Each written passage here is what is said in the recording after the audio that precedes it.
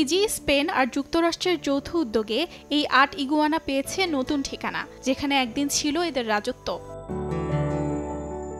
২০১৭ সালে স্পেনে উদ্ধার করা হয় ৬০০-র বেশি অবৈধভাবে পাচার হওয়া সরীসৃপ। সেখানেই ছিল এই ৮ বিরল ফিজিয়ান ইগুয়ানা। পাচারকারীদের হাত থেকে উদ্ধারের ৮ বছর পর চলতি বছরের ফেব্রুয়ারিতে শেষমেশ তারা পৌঁছায় যুক্তরাষ্ট্রের সান দিয়েগো চিড়িয়াখানায়।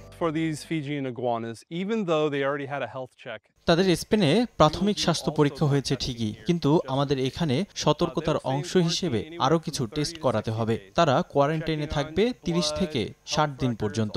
এই সময় তাদের রক্ত, স্বাস্থ্য রেকর্ড সহ সবকিছু পর্যবেক্ষণ করা হবে। যদি সবকিছু ঠিক থাকে তাহলে আমরা জিনগত পরীক্ষা করব।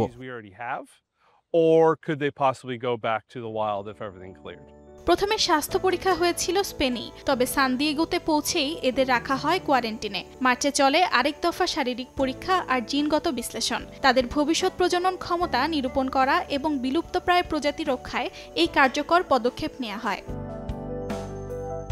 ৯০-র দশক থেকেই ফিজিয়ান ইগুয়ানা সংরক্ষণে কাজ করছে সান দিয়েগো চিড়িয়াখানা। এর মধ্যে ১০০-র বেশি বাচ্চা ফোটাতে সফল হয়েছে তাদের প্রজনন কর্মসূচি। যুক্তরাষ্ট্রে আজ যে কটি ফিজিয়ান ইগুয়ানা আছে সবকটির শিকড় সান দিয়েগোতেই রয়েছে বলে জানায় সংশ্লিষ্টরা।